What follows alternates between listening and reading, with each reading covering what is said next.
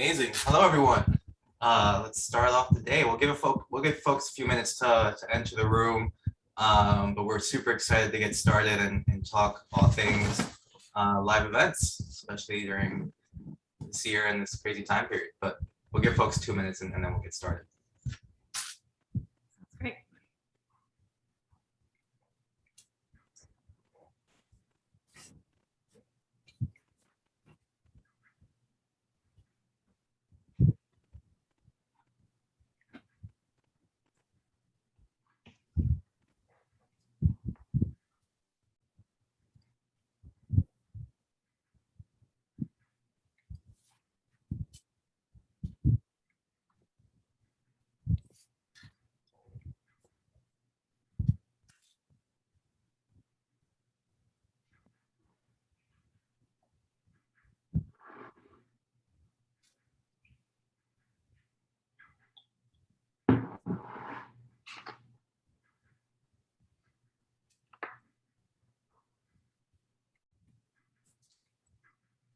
Cool.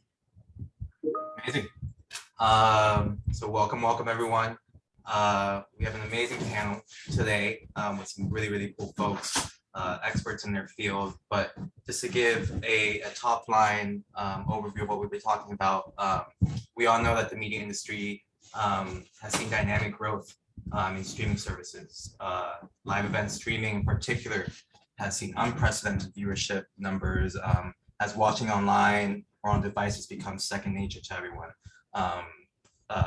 while continuing to gain momentum with the success of digital platforms. So this morning we are joined by three industry-leading professionals: Stephen Thorpe, Monica Williams, Lavinia Vascalake, who are all well-versed in what it takes to successfully deliver compelling, high-demand content to the masses. My name is Gio Rodriguez-Pino. I'll be your moderator for today. And I sit on Twitter's Global Content Partnerships group, where we help content partners, so sports leagues, broadcasters, publishers, and creators alike organically participate in and benefit from what's happening on Twitter, both from an audience, revenue, and brand building perspective, really. And within Global Content Partnerships multi-vertical and multi-market portfolio, I work directly on the content business development group, where we unlock new partnerships and revenue opportunities through strategic deal making. Work a lot with these folks here. So we'll open the floor and start off with intros with Stephen, if that's okay. Yeah, absolutely. So nice to speak with everybody. I'm Steve Thorpe, and I work at Fox, focusing on all of our sports news, entertainment properties, and making sure that we can live stream them out to the world.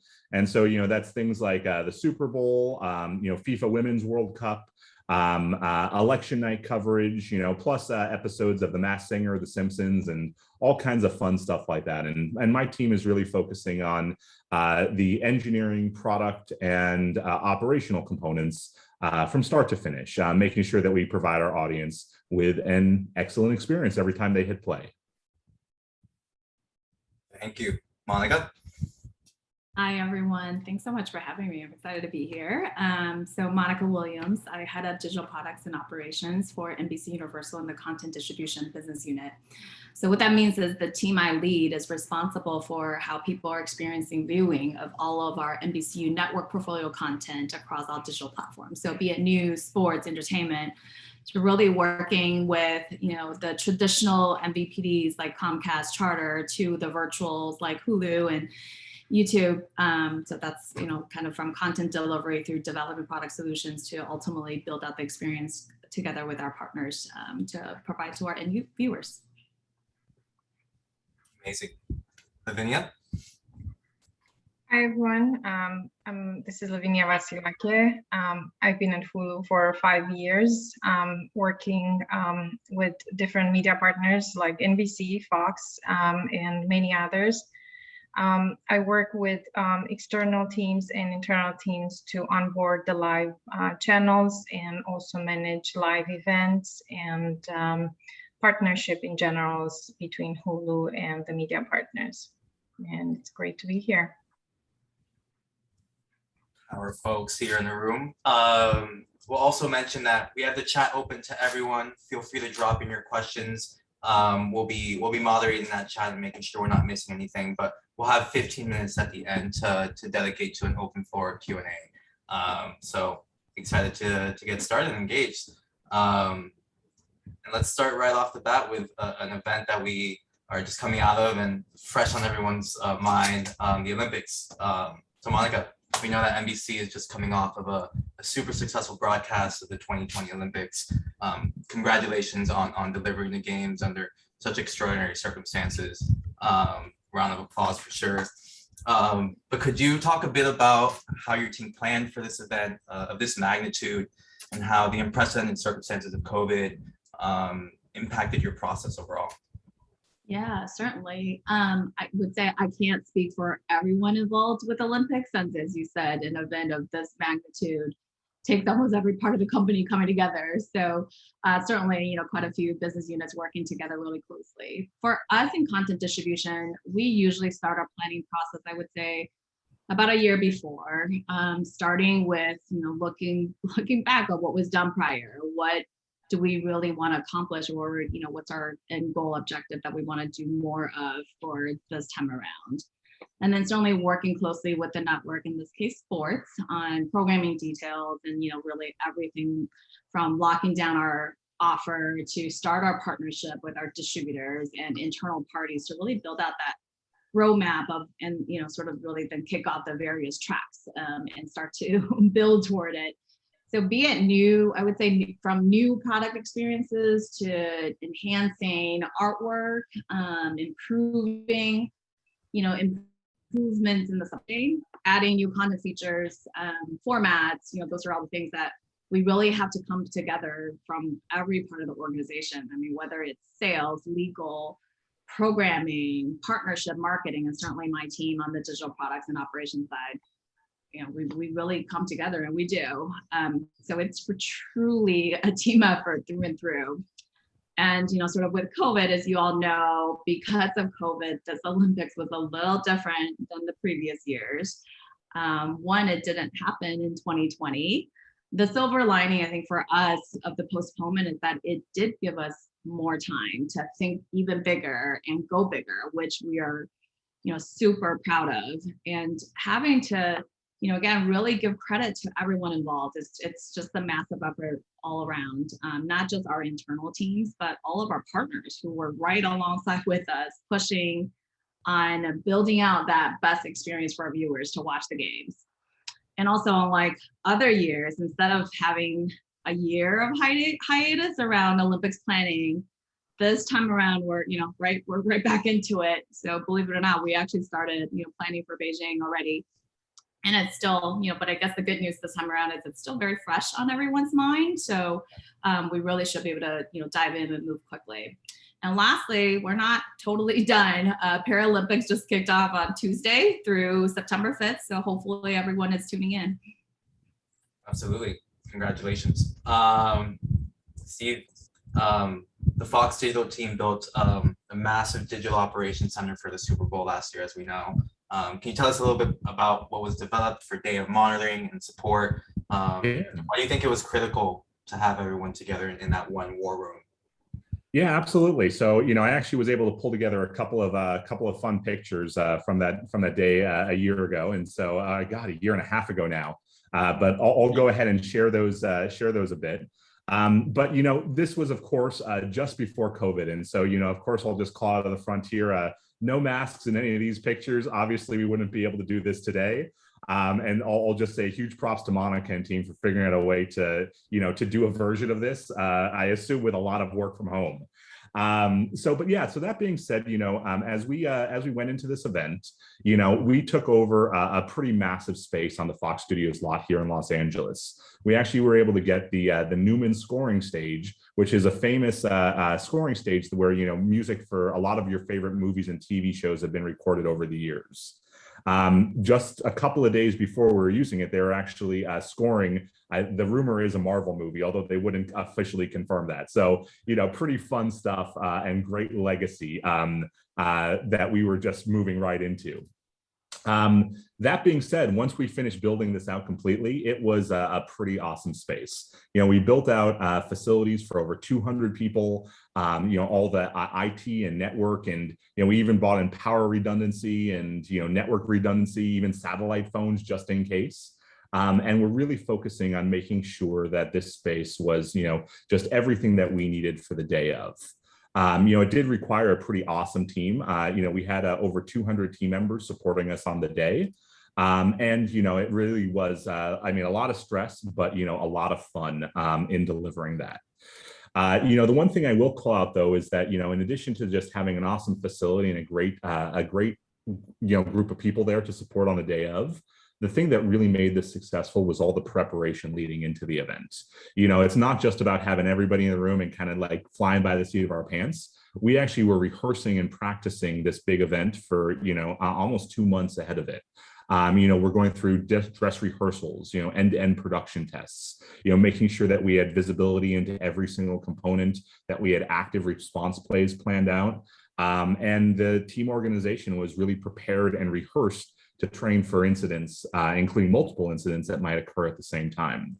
And so, that being said, thankfully the day went off pretty much without a hitch. Definitely a bunch of little things that we chased down, some rogue tweet of somebody who couldn't play, or, a little wobble on a system, but we were able to fail over to a backup very seamlessly.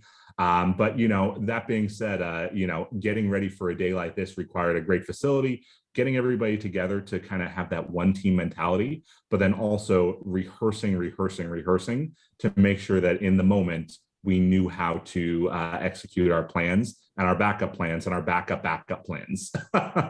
So, pretty fun stuff. No, it looks like it. The pictures are great. I don't think I've seen a satellite phone in quite a time. So I had 3 of them just in case. I guess I'll add, Steve, that we did took a version, I think, at some point, like when we're celebrating the completion of all of our team members, and did a virtual version of it, which I should have brought. But yeah, looked a little different than yours. Absolutely. It's good. It's so interesting to see how work from home has changed this, because it's no more massive war rooms. We have to figure out how to do it with everybody just sitting in their living room or in their home office. It's a very different style of working. Having that one team approach is super important, and seeing how you guys have pulled it off seamlessly is incredible. But to Lavinia, while broadcasters are planning for these marquee events months, sometimes years in advance, like Steve just said, distributors like Hulu, YouTube, and other players play a critical role in making sure that customers actually see the event, right? At what point is a platform like Hulu brought into that planning process and stage? And what tools do you expect your programming partners to provide to help your team prepare for these events? Yes, so Stephen said it so well. I could just say ditto to Stephen on what he's doing, because that's what we are doing. we have exactly the same, layout, a war room like this with dress rehearsals and with backup of a backup. So, I have to say we're brought into the planning process approximately 6 months in advance. And I work with partners like Fox, NBC, CBS, and ABC to prepare for major events like Olympics, summer or winter, Super Bowl, Women's World Cup, and recently a live event that aired on Hulu, Lollapalooza. And we start the preparation process by meeting with the broadcast partners to understand, on what live channels the airings will take place, what is the timeline of the event, milestone, and advertising, content rights, and marketing campaigns that Hulu can participate in.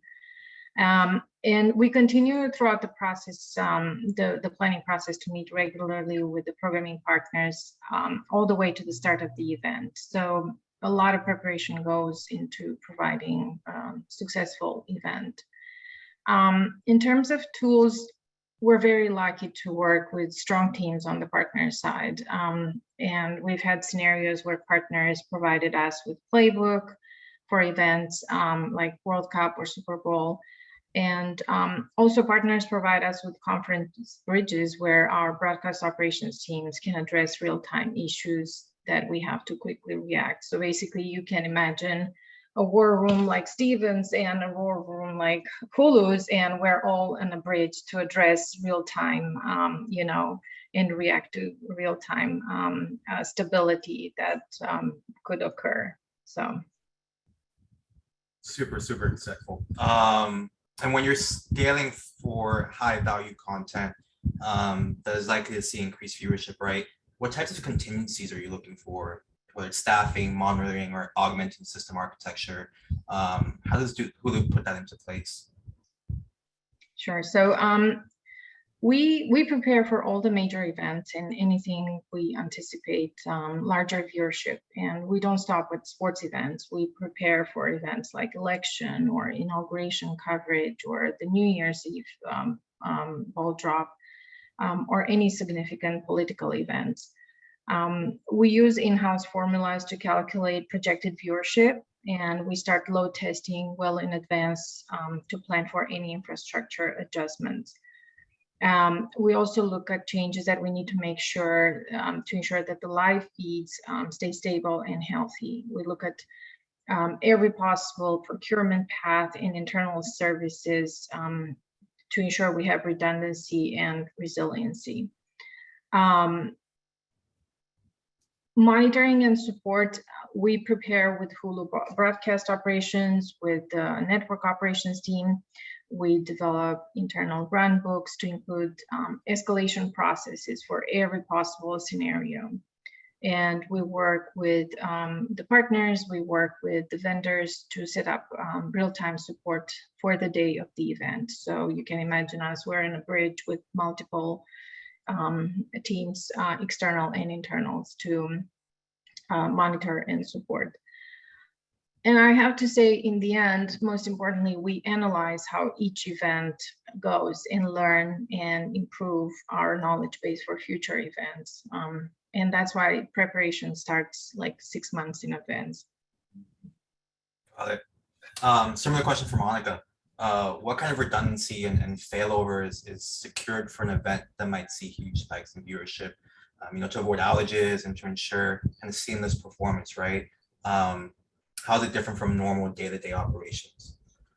Yeah, I would say, very echoing what Stephen and Olivia already shared, definitely a lot of discussion and planning around essentially every single possible scenario, right? Like every single detail we go through, like think about through the entire sort of supply chain across the different platforms, experiences, what could possibly go wrong, and then really ensuring we have the proper mitigation and failover plan for each, and kind of the backup of the backup, right? Really, I think very much above, the day-to-day, to be even more meticulous in the details is probably the kind of the key there, and looking everything through a fine-tooth comb. I think the benefit in that for these type of what we would call temple or marquee events that is expecting large audience, and for the most part, they're all huge, major, company priorities, right? So it's really easy to have the conversations because everybody do come together. And I know I keep on going back to that, but that's a really critical point, that often in the day-to-day, because of driven through, priorities of different business units and metrics and, kind of their roadmap, it may be hard to get everybody to do everything in the timing that we need to. But when you have I would say often there's a little bit of negotiation that's going on to prioritize the work involved. But times like this, with a huge marquee event that's drawing large audiences, everyone truly share the same objective in making the event as successful as possible. So it does become easier to say, push the envelope even further on failover policies and do all the work involved to support the redundancy and such. Sure. Makes total sense. Steve, many of the big streaming events we watch, like the presidential election, for example, originate here in the US, right?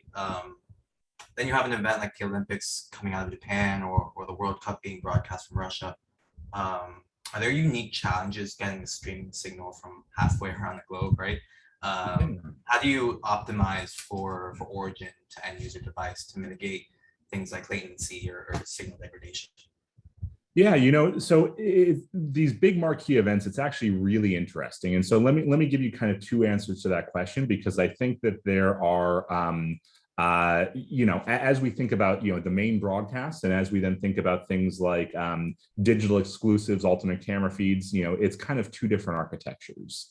And so when we think about the main broadcast, actually one of the interesting approaches from the broadcast side of things is we actually are fairly limited by the number of production people that we can actually have in country.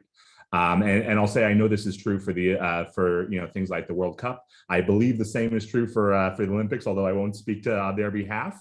But generally, what we'll do is we'll partner with the host broadcaster, and we'll actually source back a world feed, individual camera feeds, all kinds of different camera sources, and we'll actually bring them back to the US. And so for the example of the World Cup, when that was in Russia and Paris, we were actually bringing back, somewhere in the neighborhood of 100+ different source signals from the switched, world feed to individual cameras.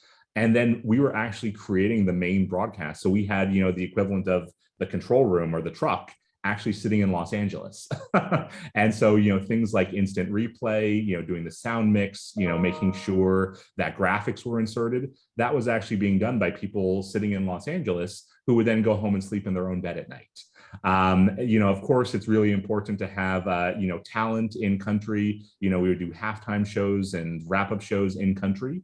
But that being said, once we get all those services to the US via high-quality dedicated fiber services, it makes it really easy for us just to plug it into our standard distribution matrix. And so whether that's going to MVPDs like Hulu or Comcast, whether that's going out over our digital platforms, we're really just plugging it in, and it's pretty much exactly the same. And so in the world of production, the world has really changed, and it's all about getting those source signals back to be finished here in the US.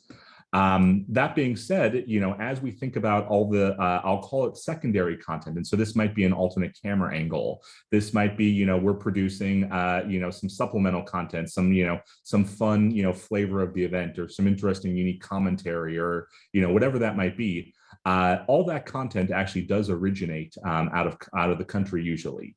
And so what we're interested in is how do we actually bring that high quality service back to the US? And so, we'll usually do that through things like AWS Media Connect, Vivix, high quality fiber, maybe things like open internet using like services like SRT. And then we try and bring that back into our US cloud-based data centers to then be able to, put through the normal workflow. And so for us, when we think about things that are happening overseas, it's really an exercise in transmission and how do we get that backhaul back to the US and then plug it in to the main workflow, rather than trying to, ship servers, around the world, or, something like that. We want to get as small of a footprint in country as we can, and then plug it into all the stuff that we know and use every day here back in the US. Sense. Twitter, we're a big fan of ISO cams and all cams. So super interesting to hear how that get down and works out. Absolutely. It's definitely, like, the last couple of years with the amount of fiber that's been pulled all over the world, it's really a different story than it was even, 5 short years ago. Sure. To that point, let's discuss kind of the impact of a much fragmented technology ecosystem for a moment, right? The industry continues to see proliferating number of devices, operating systems, networks, and ad serving tools. This will make it super challenging for programmers and distributors alike to deliver a consistent quality experience that is on brand for y'all. So how do you reinforce every component of the video workflow, from ingest and encoding to different formats and video players and so on, right? The list can go on and on. It's critical for all content really, but perhaps even more so with live events and marquee events that are in such demand. And that any misstep is certain to be like highly publicized, right? I guess we'll open the floor and start off with Lavinia, but Steve, Monica, would love your insight here as well.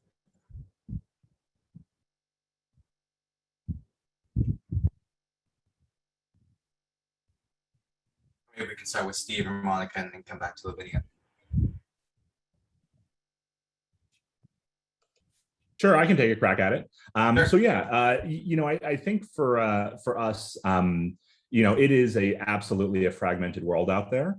And I think this conversation really starts with how much we can standardize where possible. And so the example here is like encoding specs. We're generally trying not to make a perfect encoding spec for each device. Android gets a different spec, iOS gets a different spec, Roku gets a different spec. We're doing our very best to try and limit that down to a limited number of flavors that can work on many devices. I think that message is relatively consistent. So whether we're talking about ad insertion, the player technology, the number of CDN partners that we use, et cetera, as much as possible, we're trying to limit the complexity to make it able to focus on, rather than doing something perfect for every device, we're focusing on how do we make something sustainable and scalable and resilient. That being said, there always is, a reason why you have to fragment. And I think for us, the most recent one, and I think we'll talk about this a little bit later, is like UHD and 4K. That's an example of why we wanted to upgrade and fragment. And so, we do have to have a little bit of diversion there, and we'll do that when it makes sense. But, generally speaking, I think a lot of it is about how do you simplify when you can, and then make sure that as you focus on those kind of core places where you're simplifying, that you really put, an intense focus and intense levels of resiliency on each one of those core components. Yeah, I'll just add, totally agree with everything Steven said. Yeah. Definitely, I think the standardization is important, trying to, simplify as best as you can. And, as we all know, it's certainly gotten harder and more complex through the years. And I'll just add a little bit from our end. Certainly standardization, scalability, reliability is really important. We also try to really understand each experience on every platform. So truly from the consumer standpoint, and, ensuring, certainly the video quality through and through is important, but we also work closely with, as I mentioned earlier, some of our internal, external partners on that. So really thinking about the input, but also put a lot of emphasis, I would say, on everything, in addition to video, meaning the artwork, all the associated data. So really think through the whole full packaging and how it travels through the supply chain, and really thinking about areas that we can standardize, we do, where we can simplify, we do, but also thinking about the scalability of cross delivering through all the different distributors and their experiences. But really key in on how it shows up to the viewer. So there's a little bit of nuance we do have to get into and understand, because of, there's different experience on different platforms, and, that varies from distributor to distributor. So really, yeah, what we could do in that process is always thinking about how do we enhance, simplify, and ultimately make it easier for our distributors to provide that best experience to our viewers to watch, and then I'll ultimately get lost in the content, right? It's all about the story at the end, right? Content's king. And I want to, sorry, Gio. I want to add to Monica's and Steven's saying, from the distributor side, we work continuously with our partners on the metadata. The metadata for the schedule, for the rights to ingest, it varies from partners to partners. So we work ongoing with our partners to standardize, to go towards a standard format for everything, including the schedule and the blackouts and the start over and the look back. It's been an ongoing process, working with partners to unify this kind of the data, because it is very complex, and it drives the content to be either regionalized or local or national. And it's very important for us to make sure from the distributor side we enforce the proper rights for the content that we have to air. Cool. Yeah. Super interesting to see both sides, right? But Steve, you brought up 4K a bit. But Monica, we know that NBC recently made a significant portion of the 2020 Olympics available in 4K, including the opening ceremonies, primetime competitions, and other select events, right? And Fox just produced a spectacular Field of Dreams game between the Yankees and the White Sox in 4K, which that promo was amazing, and has made a number of other marquee events available in 4K, like Super Bowl, World Cup, and MLB postseason. So how much is 4K part of your video strategy? And are there any unique considerations for streaming in 4K versus other formats? Monica? You can go. Yeah, I know you're eager to share. Sure. Yeah, so I'm happy to mention a bit here. And so, this is one of those areas where, I'm personally very excited. And I think, the company is definitely leaning in. It's such an area where device penetration is really, the primary thing holding this back. But it's an area we're seeing just a ton of growth. We're doing 4K events and UHD events throughout the year.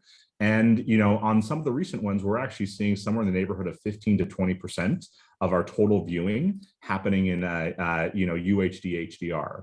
And I think that is really just growing. We're seeing that over the last, let's call it 2 years since we started doing it. That would be in low single-digit percentages. And you're seeing it have that sort of explosive growth in, let's call it 2 years. We're really excited about the trajectory that this is on. But that being said, as you think about the considerations, this is really hard from every step in the workflow. You literally have to think about buying new equipment in a lot of cases, but changing workflows from everything starting with the camera that's capturing the picture, through the control room, through the router, through the transmission equipment, through the instant replay box, all the way through to master control that's inserting the commercials, through the transmission systems, through the streaming workflows, and even down into the player on, let's say your Roku or your Apple TV. We really have to, think about every step in this process. And it really is, let's call it a generational change in terms of the technology, moving from one generation of technology to another. And so, by the time we're done with it, producing a single game could literally be millions of dollars of investment just to get that one game out the door. Now, admittedly, you can reuse the truck, you could reuse all this, but you can't, you have to then buy not just one truck, you might have to buy 30 trucks, 40 trucks in order to get to the whole schedule. And so this is an area of intense investment, and the industry is going through a bit of a change right now. And so I'm really excited about where we're heading. But it's going to be an interesting journey, and I just can't wait for us to continue down that path. Yeah, it's definitely a journey. I wholeheartedly agree with everything that Steven said, and very similar on this end as well at NBCU. And I think everybody can appreciate, right? Most of you attending here today, knowing that developing and adopting new technology can be difficult. So it's really an evolution, and not necessarily an easy one. And I would say similar.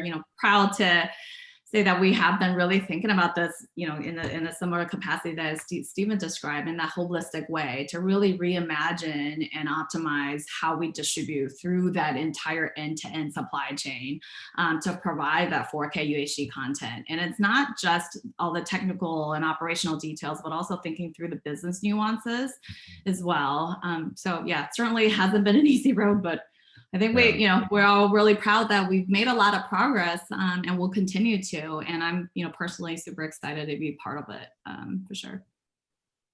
Super. So as we're going along, remind the audience to please feel free to add any questions to the Q&A, and we'll make sure to get to them at the end. But we'll start wrapping up with this last question to Lavinia. We've talked a lot about scaling for big events. But there's a lot of other live content day in and day out with things like local news and regular in-season sports, right? You've had a hand in onboarding and managing so many of Hulu Live's content partnerships. I can only imagine that every content provider does things slightly different, right? In your experience, what are some of the key elements programmers and distributors need to share for successful live event streaming? There are a couple of key elements that come into play, and this is for any of the airings, whether it's local, regional, or national. So one of the key elements that we discuss with partner is the failover strategy. And with each partner, we have different processes and different failover plans. And we developed these contingency plan for potential video feed stability issues. And we've been in the live business for 4 years, and we've luckily developed processes and templates to prepare for all event sizes, large, mid, and also for daily and seasonal airings. We also work with our partners to establish escalation processes for our broadcast operations team and for regular day-to-day airings and for special events. Another key element that is critical for the Hulu app to serve the appropriate content, whether it's local or regional or national, is the schedule and content rights metadata, which each of the partners provide well in advance. And I would finally mention, we maintain ongoing communication with our partners and we share feedback. So in the end, we all work together to ensure that Hulu users have access to the programmer's content and have a great experience. Amazing. Great. I think that wraps up my questions for y'all. We'll open up the floor and the chat for some Q&A from the audience, but give them a few minutes to drop everything in. But anything else you guys want to share? Anything we didn't touch upon? Some cool things that your teams are working on right now. We'd love to hear about them.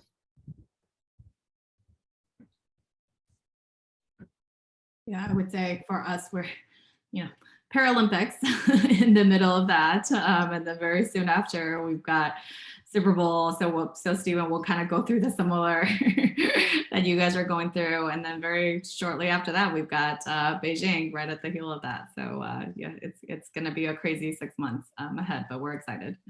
It's so funny. When I heard the news that NBC and CBS traded Super Bowls so that NBC could have Super Bowl into Beijing, I was like, oh my God, that's brilliant business strategy. But I feel so bad for Monica and the team. It's part of the fun. Part of the fun makes it even more interesting, right?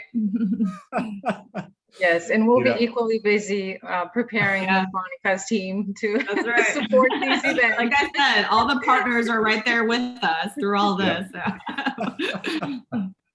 Yes. For what it's worth, I'll just throw out. Oh, I'm sorry. Go ahead.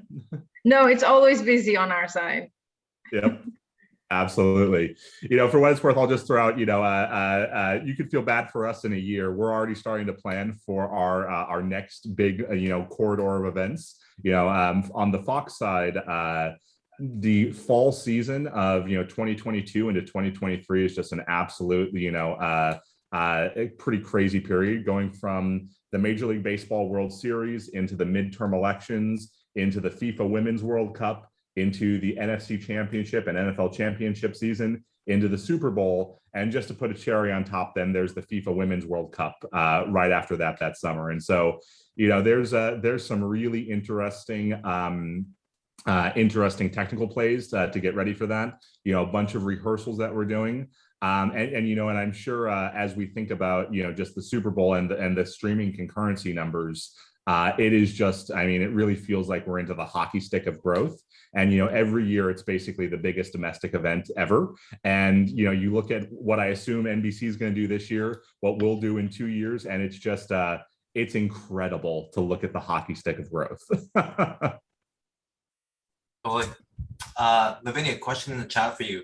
Can you talk about the importance, if you could, about live event availability to your SVOD audience as a means to promote your live service and get their peak interest in that service, right? Yes, we started with a couple of live events this year. Lollapalooza was one of them, Summer of Soul.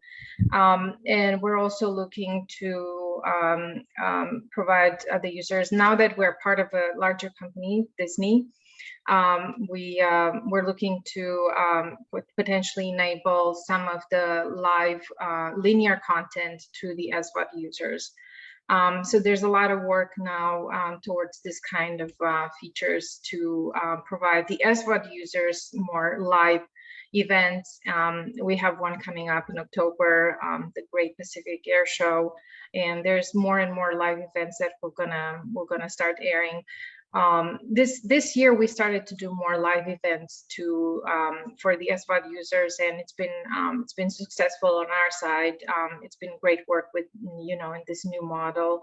But we're also going to look at linear channels, like any of the channels that the Hulu Live TV users have access to. So it's in the roadmap. So you can expect more content like that. Building the roadmap always, right? Yes. I guess this question for everyone, 'cause I'm sure this applies to everyone, but can each of you share one of your most stressful moments you've experienced during a live event, right? And how did you handle it? Steve, we'll start with you. Sure. So I'll share a story from the Super Bowl 2 years ago. This is definitely a moment that we planned for and prepared for, and thankfully we're ready to respond to. But in the middle of the second quarter, we actually did have a moment where we started to see some of our air rates start to climb. We could see that there was a little bit of instability in one of our streaming pipelines. And you could definitely see our team go into red alert mode. Luckily, this because of the preparation that we had, this was low single-digit percentage of the audience who were seeing that instability, and the user was able to resolve either by just refreshing their stream or giving it a few seconds just to rebuffer and then do an auto reconnect. But we did see for low single-digit percentages of the audience that they were having that instability. And so, our team dove into action. We were able to activate one of our backup plans. We were able to, move traffic away from the impacted infrastructure. And, thankfully, this is one of those things where, of course, we don't want to ever have any issues. But, because of the training, the rehearsals, and the backup plans that were in place, the team was able to mitigate that, very, very quickly. And this was honestly our largest issue of the event.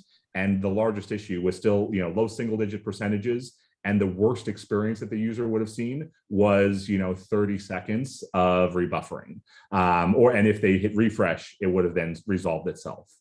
That being said, in the moment of that, that definitely felt like, oh my God, we are cruising to a total collapse of the system. And so what you're seeing is the team's stress level go through the roof. I think what I'll say is one of the things that we really prepared for is not just what happens when something is broken, but how do you recover from that? In an event like the Super Bowl, one of the things that's really interesting is basically on the internet, we've been trained that if something doesn't work, hit refresh and it'll probably work. Well, in an event like the Super Bowl, what we see is that one of the hardest things from a compute perspective is starting a stream. Once a user's in the stream, it's pretty easy just to keep serving them bits, but starting that stream is actually compute intensive. And so one of the things that we're preparing for is not just, how do we have 3, 4, 5 million people streaming concurrently, but what happens when that user starts pounding their refresh button? One of the things that we've seen in past events is it's not uncommon that if a user is having a bad experience and they're not happy, that they'll just sit there and hit refresh, and they essentially start DDoSing your system. And so one of the things that we were preparing for is what happens if there's a problem and users start DDoSing your system. And I think some of our preparation thankfully paid off in how we meter those users back into the stream to make sure that they're continue to have a good experience. So I'll say that was definitely a moment of, oh my God. But thankfully the training, the rehearsals, the systems that were in place were able to keep it an incredibly small incident on the day. Monica. Sure, I love it. We're sharing war stories. This is an oldie and one that I'll never forget. It's probably my first Olympic coming into this role. So it was London, 2012. And this was even before, you know, we launched TV everywhere. So not even a live streaming, this is just set-top box video on demand. And I remember, you know, I think we had an issue where the content were not necessarily going out in the sort of the speed that we're expecting to. So I think I was on the plane a few hours later into Highlights Factory with everybody in 8H at the time. And I think that was a war room scenario I could never forget. It's very much, you know, everybody's huddled in 8H where, you know, sort of Tonight Show filmed, but we've got, you know, snacks and everything just all together. Like it was literally kind of almost like 24/7. We're just there until we solve the problem. So, you know, I think in terms of stress level, I felt like every iteration of it. But the good news is, again, it's just at the end of the day, team coming together. You've got everybody coming together to problem solve, and we were able to sort of mitigate and solve quickly. And I think, as Lavinia said earlier, it's really important that lesson learned from the previous games every time. And now we're going into planning. Okay, and my team's probably sick of me here. Like, I never want to relive London. Like, let's just, whatever we could do, let's think through what are the possible failure modes. Let's map out the mitigation and the backup of the backup. And then also in the case of, you know, I think for these live events, sometimes I think, you know, we've all lived it. You can do your best in terms of planning, but there things are just going to pop up that you also have to be equipped to address as quickly as possible. So we're, you know, we have the right sort of resourcing plan in place and communication channels in place to be able to address. And this time around for us, we probably couldn't jump on a plane as soon as, you know, like if there was an issue. So how do we do that? So it's literally thinking like 5 steps ahead and trying to, you know, map out and have a plan for really legit everything that, you know, you could think of and not think of, I guess, is kind of the lesson learned there. Sure. I think for me and for us, actually, probably it was the first large scale event after we launched Hulu Live. And you in the beginning, I mean, you think of all the scenarios of all possible, you know, failovers, but in the end, there was, you know, just one scenario that, you know, with live events is, and honestly, we were all learning a lot in the beginning with live events going into what we call overtime. So you have an event that extends. Steve is nodding because that's what happens with all these sports events. They go over time, and all of a sudden you find yourself that you have to manage the content rights between the current airing and the content rights for the next airing, which in this case happens to be an airing that we had to black out. So it was a little bit of a hiccup on our side. So you know, as you can imagine, like after the event, you know, was complete, we had to sit down at the whiteboard a lot more and to, you know, go through our processes and really enhance our knowledge base to make sure, you know, we cover every possible scenarios. We develop all sorts of internal tools to make sure that, you know, we can support, you know, all these events. So it was very stressful because we spent like at least probably a week or two in additional meetings. So instead of the, you know, celebration and you know, the relief of, you know, supporting this event, we were instead, you know, locked in rooms and trying to, you know, see what happened and how do we make it, you know, perfect from here on. And I have to say, we have been pretty successful after that. I think it was a very strong lesson learned for us and how we work with all the teams and the partners and with the business team. So it was very valuable. So, but stressful. Yeah, totally.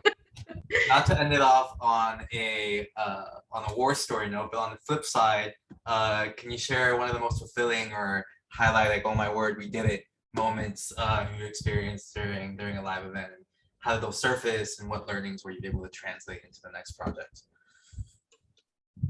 Steve, we'll start off with you again.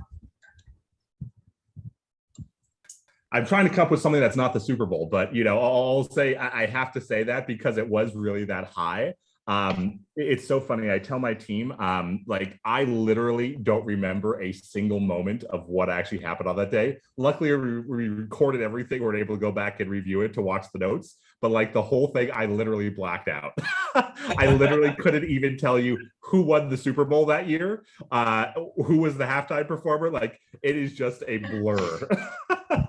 And like, honestly, that is kind of the best kind of thing, because, you know, it is, it was a success, you know, champagne toast afterwards and everything was great. Took away some really good learnings from everything, but talk about an emotional high. I mean, it literally took days to come down from that. I can imagine. Super cool. Monica. I mean, yeah, I was like, I don't want to say Olympics, but you know, especially we just came out of one. Yeah. And I mean, I think everybody could appreciate it's such a different one than what we've done in the past. So really, I think it just means that much more that we're able to do it. And, you know, sort of the year and a half in this case of hard work and working with all the partners and the new experiences, the new format that we're able to sort of make available and doing it all while being remote. I think that alone is a huge, remarkable celebration that I think we were all super proud of at the end of the day. So I think that, you know, we were able to do it and we did it. So I think, well, yeah, that was, you know, kind of probably the biggest high that I felt in a while, in a different way than, you know, I think it was a lot more meaningful or different, I guess, maybe not meaningful is the right word, but different than, you know, sort of the past Olympics that we've gone through. For sure. Kudos. Lavinia. And off or with you. how we say kudos in hey, on brand. Kudos. We celebrate all the events, big and small. No, it's every successful event that we support. We do have, you know, we feel extremely accomplished because each of the events has different challenges that we have to account for, as Monica mentioned, I think switching immediately from, you know, having a potential war room, being together to support a live event, and switching immediately to work from home, like without any preparation. Basically, there was literally like, you know, we shut the door and we all moved in our, you know, in our bedrooms. Supporting, I mean, all of a sudden into a new model and being able to, as you can imagine, the operations room, all of a sudden they didn't have a wall of TVs to monitor all this content, and all of a sudden you just had a little screen and whatever devices we could collect immediately, right? Because everybody was watching the news, and at the same time everyone was, you know, the operations team were like, we're getting, you know, extreme viewership on the news because of the pandemic and everything. So all this transition, seamless transition from being, you know, able to talk to your next, you know, team member, and but instead all of a sudden you have to support everything day-to-day content and monitoring and operations from home. I think it's been a huge accomplishment on everyone's part. Like, I'm sure every person that is in this panel and also, you know, attending here, they've all had to go through this shift, and I think it's amazing. It's a life story. Sure. Well, can't thank you all enough for your thoughtful insights, your war stories, your time, your expertise. Thank you to the audience for being so engaged and for joining us, and especially to the WIC SoCal programmers and executive team for all their hard work and mission in creating space for strong women leaders in technology, while also raising awareness about the vast opportunities for women in the field. Please make sure to stop by the other rooms and panels throughout the day. But thank you all for joining us, and thanks to the panel. Thanks for inviting me. Thank you. Thanks so much, everybody. Great conversation. Bye. Nice to see you all. Cheers. Bye. Bye-bye.